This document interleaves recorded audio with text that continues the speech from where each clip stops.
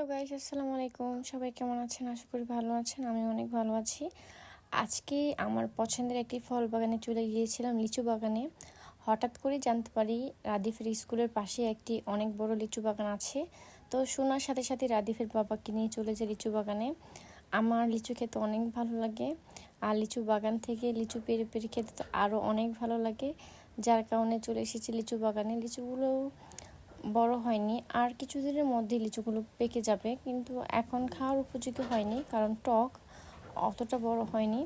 তো আমি এই ছোটোগুলোই খাওয়া শুরু করে দিয়েছি, কারণ আমার লিচু দেখলে লোভ আর সয় না, তাই ছিঁড়ে ছিঁড়ে খাচ্ছিলাম। একটু টকই ছিল, কিন্তু টক মিষ্টি দুটোই ছিল।